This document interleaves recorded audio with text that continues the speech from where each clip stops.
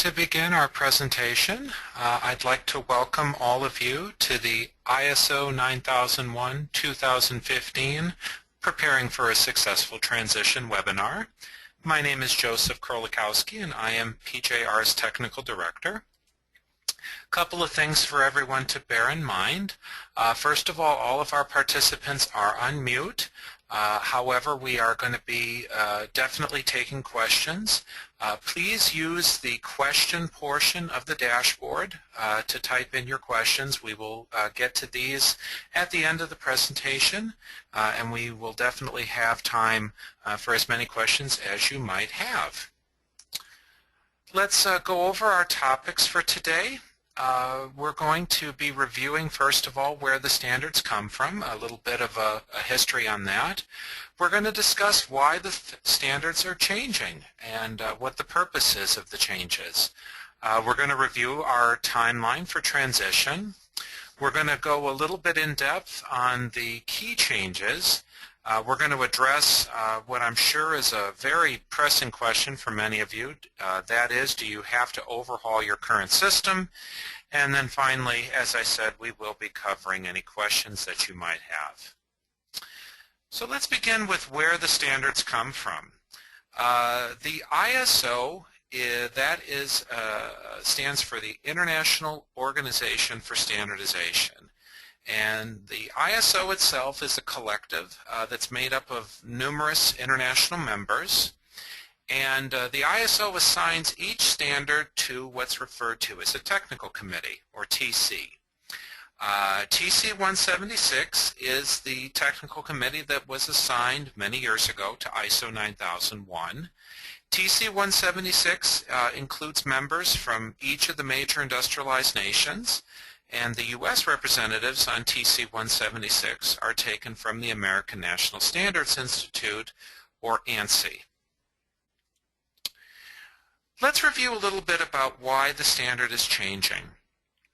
There's a number of key reasons why the standard is being changed in such a dramatic way on this particular go-round. First of all, the ISO recognizes that the industries that ISO 9001 is used in have changed. They've evolved. We've had a lot of change in industry in the time since the 2000 standard was published, for sure.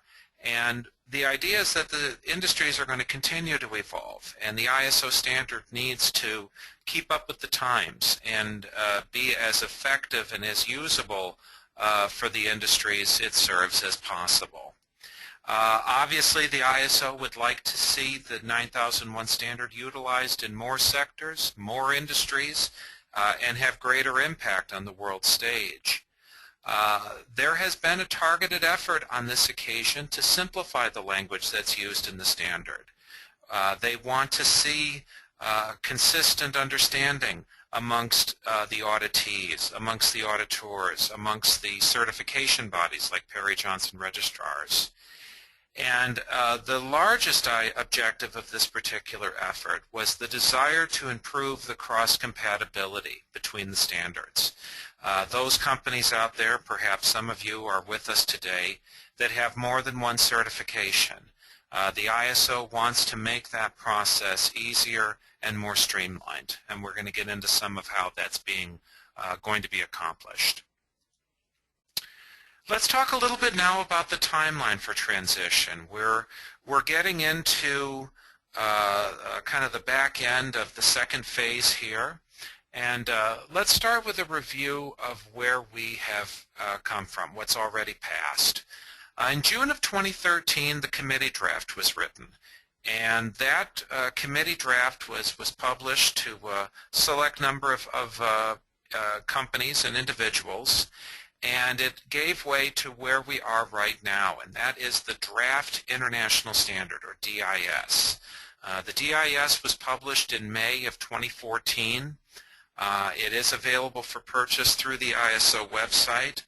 PJR has recommended that for the average company, purchase of the DIS is not necessary. You simply don't need to purchase it in order to learn about it and to begin your preparation process. The projections as they stand now call for a July 2015 publication for the FDIS, or Final Draft International Standard.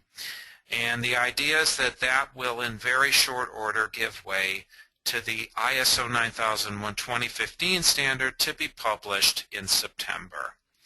Now once that happens, a 3-year transition period will begin for the ISO 9001 2008 standard, which means that if the 2015 standard is published as it's currently projected in September, this means that in September of 2018, all ISO 9001-2008 clients should have successfully transitioned to the new standard. Now there's a few things that you need to keep in mind. The September 2015 publication date is probable. We could even consider it likely, but it's not definite. There is always the possibility for things to come up that could delay the publication of the standard. Now the best information that we have right now is that September 2015 is going to hold for the publication, but there are other things that could come up. Interested parties could raise concerns at the 11th hour.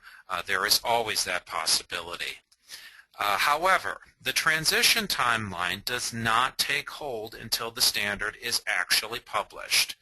So for example, if the standard is not published until, say, November 15th of 2015, the ISO 9001-2008 standard will be viable until November 15th of 2018. You will still have a full 36-month transition period for transitioning your quality system.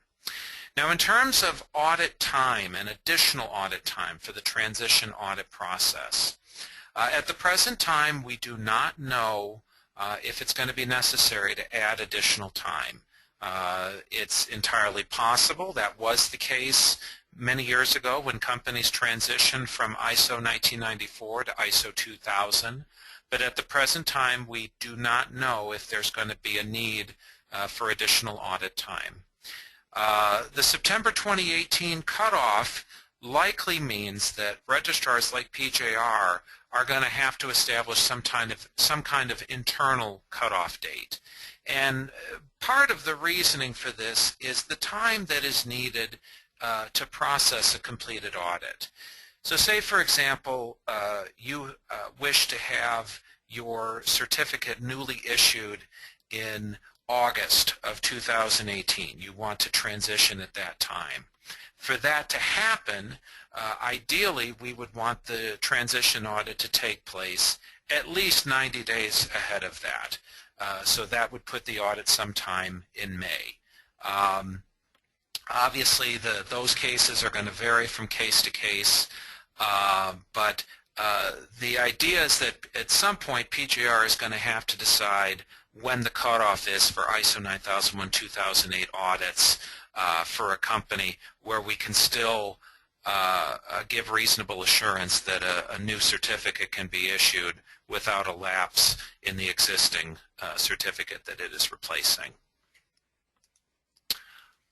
We're going to talk a little bit now about the key changes and kind of dig into what they were going for with these changes. ISO 9001-2015 is going to be among the very first of the ISO standards to make use of what's called Annex SL. Now Annex SL has got a few other names. It's been called High Level Outline, or HLO, Annex XL. What Annex SL is, it's part of a larger ISO publication. The ISO IEC Directives, Part 1, Consolidated ISO Supplement Procedures Specific to ISO. Now what that document is a roadmap for the writing of ISO standards. It's a large document. I've provided a link here in the presentation that you can use to read it yourself. It's available on the ISO website. it's updated periodically, and this Annex SL is an update. It represents a change in the way in which ISO standards are written. Annex SL was first written back in 2012. It was written by the Joint Technical Coordination Group. And what that group was tasked with was coming up with a blueprint for the authoring of ISO standards. And that's exactly what Annex SL is. It's a 10-section blueprint, and it promotes a number of key things, chiefly the utilization of common terms and core definitions. This is how it's going to be made a little bit easier for companies that want to pursue more than one certification. Take, for example, the term organization. If we have a common definition for that term among ISO 9001, ISO 14001, OSHA 18001, and so forth, companies can pursue certification of more than one standard with a common set of documents, a common set of books. That's the big vision of why Annex SL is being used for all of these different standards. Now, the eventual plan calls for full transition of these ISO standards to Annex SL structure by 2016 or 2017. Obviously, there's a number of standards out there, each with their own eccentricities and interested parties. So it's tough to project right now what the timeline is going to be for each of these individual standards. Let's take a look at the 10-section structure and give you some idea of what's been put where. Sections 1, 2, and 3 you can think of as being introductory clauses. These are generally also understood as non-auditable clauses. There's no certifiable content in there. And it's very similar to the current Section 1, 2, and 3 from ISO 9001-2008. We have a scope of what ISO 9001 applies to, normative references to some of the supporting standards, a much expanded terms and definitions section. We'll be getting into that a little bit later. And we begin with our auditable content in Section 4, the context of the organization. This establishes some very basic information. What is the scope of this system? Who are the interested parties of this organization? The standard continues in Sections 5 and 6. These are called leadership and planning. Now, under leadership, we have the whole idea of management commitment, management involvement. You'll see the very familiar quality policy is here. Responsibility and authority is listed out here. In Section 6, we have planning. This is where the risk management requirement is found. We're going to be getting into that in just a little bit. You'll note the quality objectives. That's another very familiar item. Planning of changes as well. Section 7 is kind of the last of the foundation requirements. It's called support. This is where our competence and awareness and the new term documented information, it's all found under Section 7. So what you have with Sections 4, 5, 6, and 7 in this new standard is very similar in spirit to what you have in Sections 4, 5, and 6 in the ISO 9001-2008 standard. And that is to set up a foundation, if you will, upon which the real meat of the standard can be built. And the meat of the standard is found in Section 8. Section 8 is called Operation. Very, very similar in concept to the ISO 2008 section, Product Realization. All of the familiar pieces are here. Selling of the product, purchasing is here, control of production is here, control of non-conforming product has been put here. The heart and soul of your quality system is going to be found here in Section 8, and this is where the auditor will likely spend the majority of his or her time. The standard wraps up with Sections 9 and 10. These are called Performance Evaluation and Improvement. Most of the content of these two sections is a carryover from the current ISO 2008 Section 8. So we have familiar things: internal audit, management review, corrective action. The whole idea of improvement has been placed here. As you'll see, a lot of familiar content, a lot of things that you are already doing. Let's dig a little further into the key changes and try to highlight some of the new content areas. First of all, ISO 9001 2015 is going to bring in some existing content from the 9000 and 9004 standards. The 9000 standard, which was last updated in 2005, was a very lengthy standard that included all of the key terms and definitions.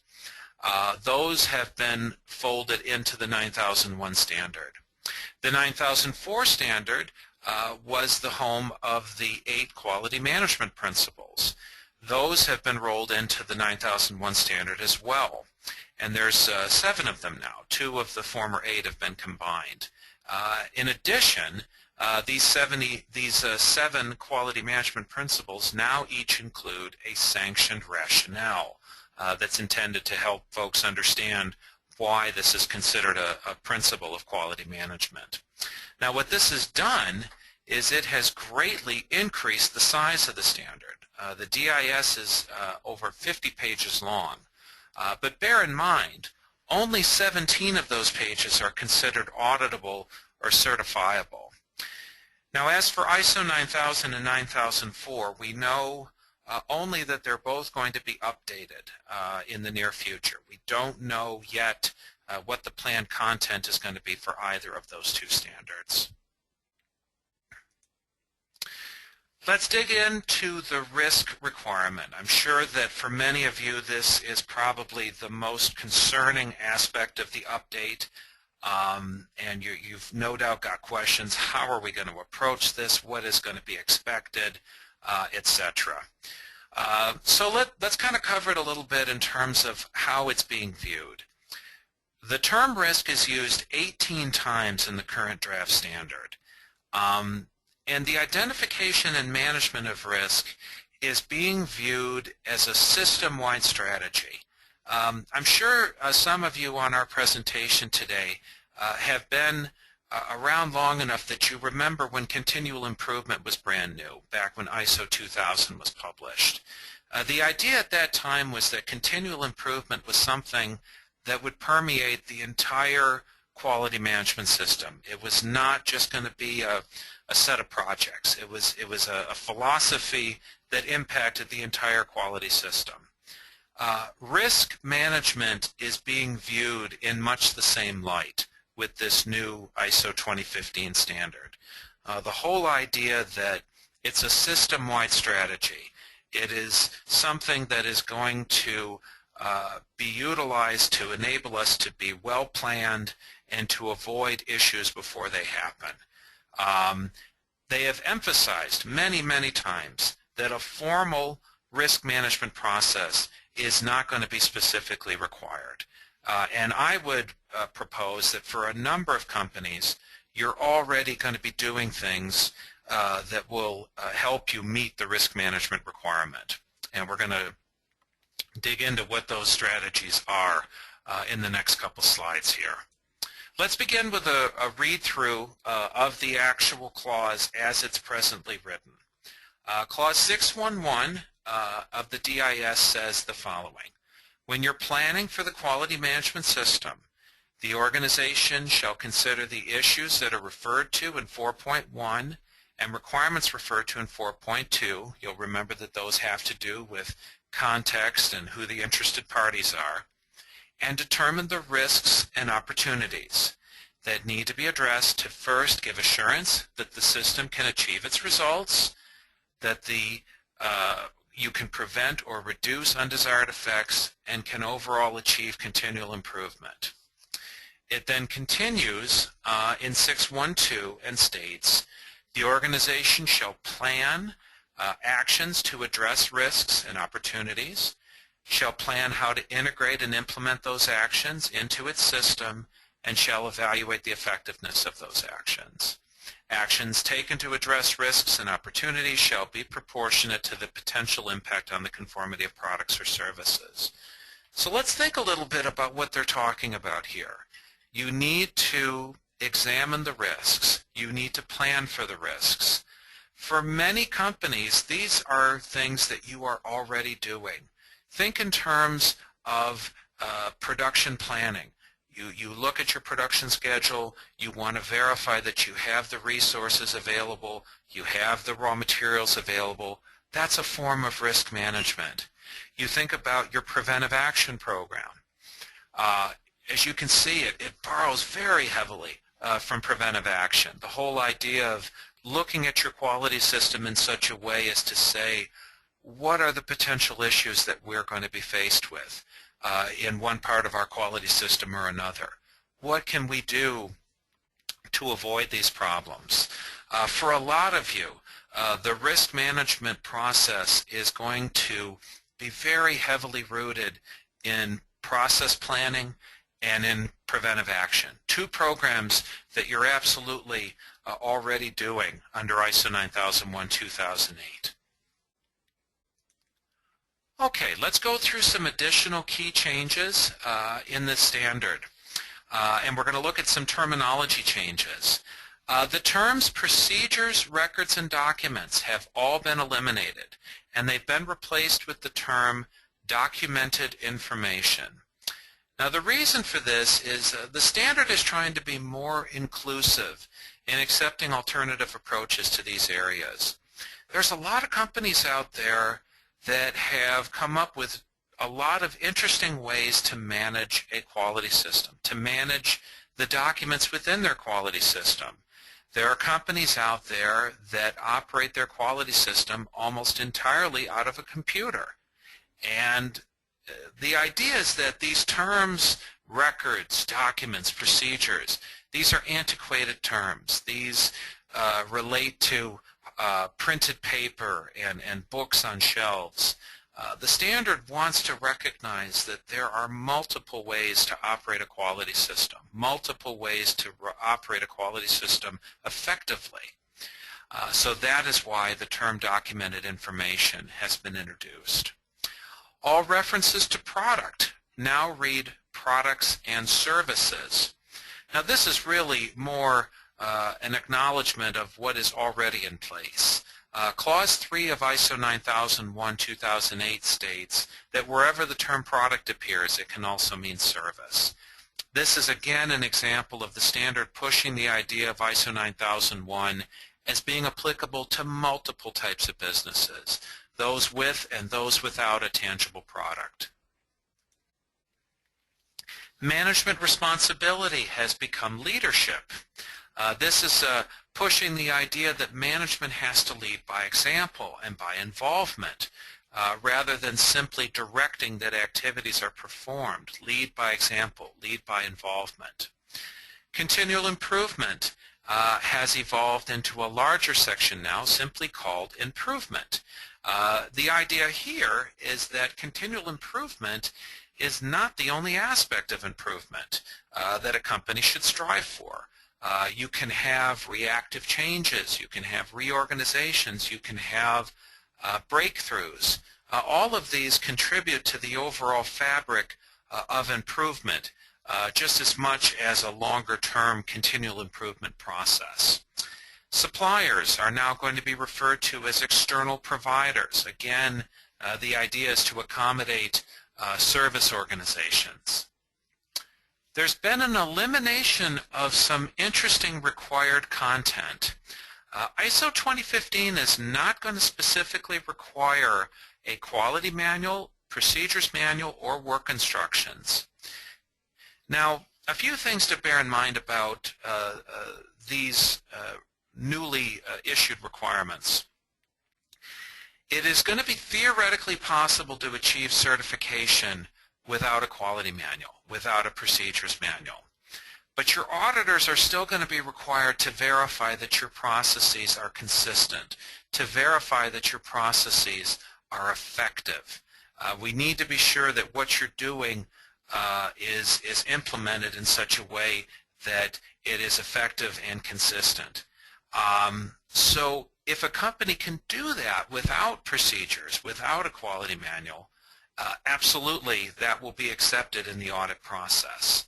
I suspect for many of you, if you look at your procedures manual, you'll simply ask yourself, well, is this utilized? Is this something that is used as part of our quality system?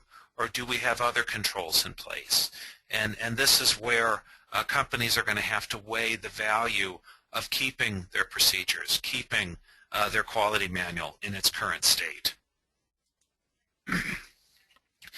The term management representative has been eliminated, and the idea behind the term being removed is not that the responsibility has been eliminated, but rather that the party's key functions are now on top management itself. They're on leadership. The ISO quality system should not be squarely on one person's shoulders. That was never the intention. The idea has always been that the management team, the leadership of the company, should manage the quality system and ensure that it is effective. Indeed, this is how it's already done for many of the companies that are already certified. This doesn't mean that you can't nominate a key contact or nominate a focal point, but you should be prepared to show that your quality system is managed by the leadership of the company. Permissible exclusions has been eliminated. Now, let's talk a little bit about the implication here. The verbiage for permissible exclusions has been removed from the standard. However, the overall concept is still very much in place. Organizations are now going to be claiming non-applicables. So for those of you, for example, that don't design your products, you'll be claiming a non-applicable under the design clause. What that means is that the validity of those designations will be verified at each audit.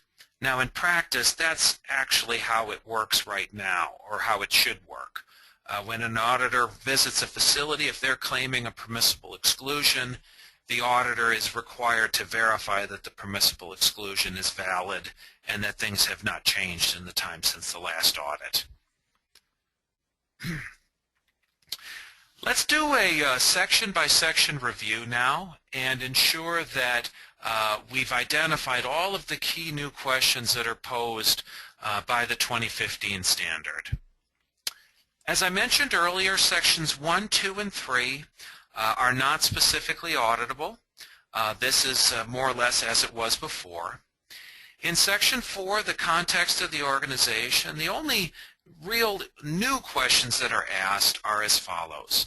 What purpose does this organization serve, and who does it exist for? It's seeking an acknowledgement of what is going on within this quality system. What are the influences on the quality system? Section 5, as we discussed earlier, is called Leadership, and it asks some interesting new questions in terms of how management leads. Has management made itself accountable for the effectiveness or the lack of effectiveness of the quality system? Has management ensured that the quality policy and objectives are consistent with the strategic direction of the company? And has the quality management system been integrated into the business processes? Now, the idea behind those last two questions is the ISO quality system and the strategic system, the financial aspect of the company, the financial growth of the company, those two paths should be in sync. The business growth of the company and the success of the quality system, the direction of the quality system, should not be operating at odds with each other. I suspect for most companies this is already the case, that the quality system and the strategic aspects of the company are on the same path. The only difference now is that this will be subject to auditor review. In Section 6, we of course have all of the new content that relates to the risk management requirement that we went over earlier. So as we looked at earlier, it says, have all the risks and opportunities been considered? Have actions been taken for those risks? Section 6 also asks some new questions that relate to quality objectives. Who's going to be responsible for these objectives? What's the target date? What are we trying to accomplish by these quality objectives? Now in practice, this is not terribly different from how auditors already approach quality objectives, but it's now all condensed kind of in one space, and it's been more called out in more specific language now in this new standard. Section 7, support. A lot of the former Section 6 here. One very slight new area of content here comes in Section 716, which asks the following. Has the organization considered its changing needs and trends against its current competency base and determined what's going to be needed for the future? This is another form of risk management, and it's an important one. Do we have what we need to meet what we're going to be faced with in the future? Beyond this new question, there is no other significant new content that hasn't already been present in some form before. Section 8, as I said earlier, is very similar to ISO 2008 Section 7. Our analysis has concluded that there is no significant new content in Section 8.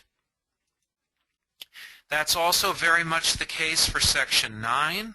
I'll mention, however, that Section 9 is going to be the new place for management review, kind of merging management review from where it had been previously to more of a monitoring and measurement section, which is more appropriate, I would say. And also Section 10, again, not a whole lot of new content here. Very similar to Sections 851 and 852 from the 2008 standard. What you've hopefully been able to see from our review of these sections is that the actual changes to the standard are minimal. They're minimal and quite manageable. Even risk is not such a new idea.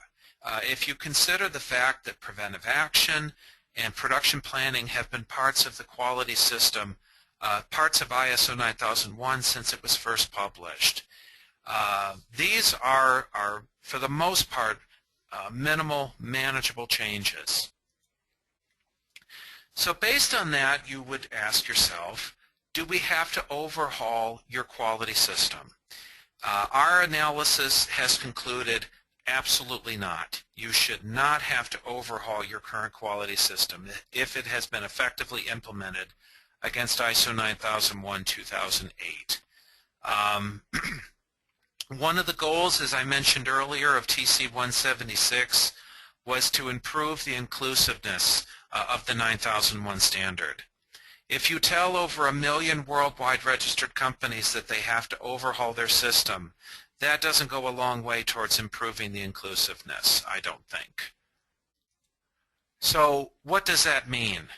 It means that if things like your quality manual and your procedures are effective, if they're value added, if you're using them as part of your quality system, and they help you operate consistent, effective processes, by all means, keep your quality manual, keep your procedures manual, keep your quality policy, keep your quality objectives.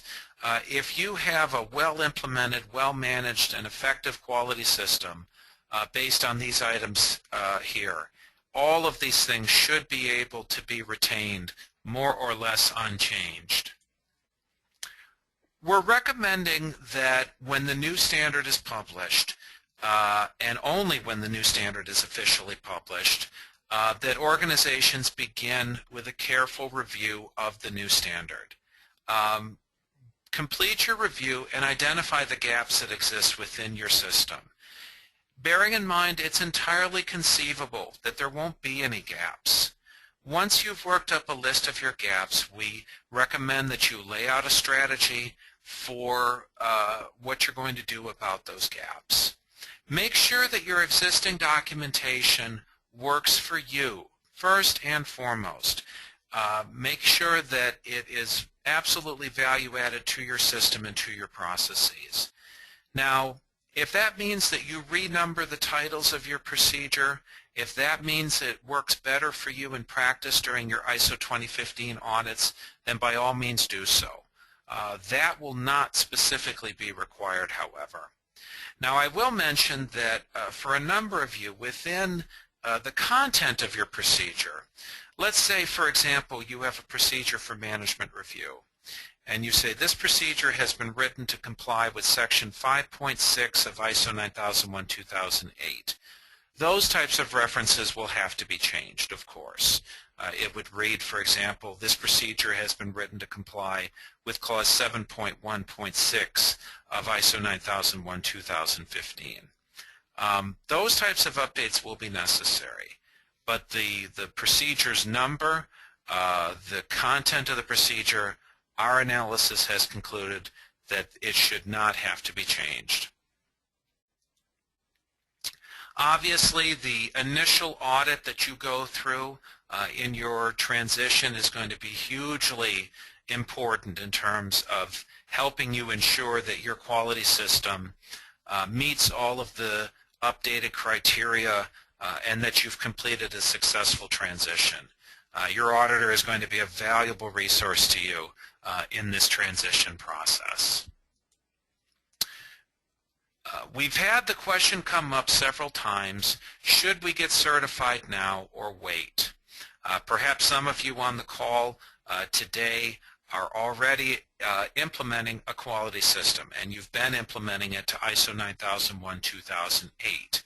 Obviously, that raises the natural question, should we get certified now to ISO 2008, or should we wait and certify to ISO 2015? Now, obviously, PJR can't make the final decision for you, but I want to emphasize that ISO 2008 still has at least 3.5 years of usability left in it. That's a full cycle of certification. I want to also remind all of you that ISO 2015, when it's released and when we start auditing to it, there's going to be some natural bumps in the road. It's going to be difficult for the auditors, difficult for the auditees. As time passes, everyone's going to get more comfortable with this new standard, and that should enable a smoother transition for those of you that are seeking new certification. PJR is continuing to stay in touch with the organizations that are responsible for this new standard.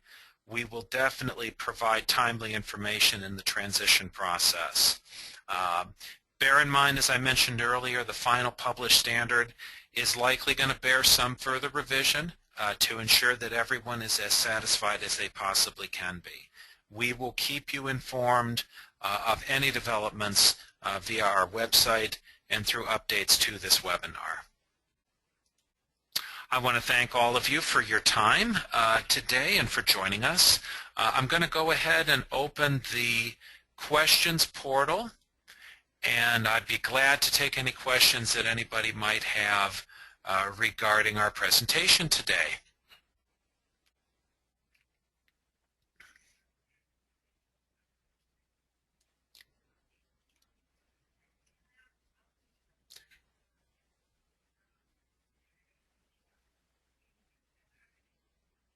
Okay, it would appear that we don't have any questions at this time. Yeah, we have a question, Mark Bielak, about getting a copy of the webinar. Absolutely. All of our past webinars are available on our website. The coordinator will give you some details. Any other questions I can answer today?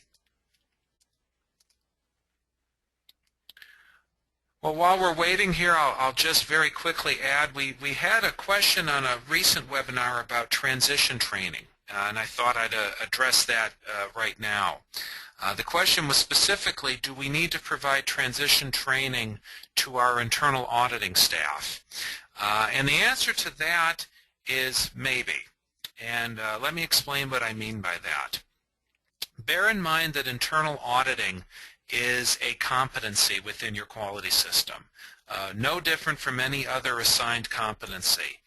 And accordingly, if you as an organization can conclude that the members of your internal auditing staff are effective, if they are qualified, if they know what they're doing with internal audits, it may not be necessary for them to complete a lot of extensive transition training. But that's going to be dependent on the effectiveness of the internal audits that they perform. Now, in terms of transition training for your staff in general, what has been expressed by the powers that be is that there should be, at a minimum, some form of awareness training provided. Your staff should be aware that there's a new standard. They should be aware that a transition audit is being performed. Now, in terms of their day-to-day operations, their day-to-day processes, the expectation is that for the average employee, the impact of the new standard is going to be minimal. But nevertheless, there is an expectation that some form of awareness training be provided. Okay, well, it would appear we don't have any questions, so I will thank everyone one final time for attending our webinar. I hope everyone has a good day. Thank you.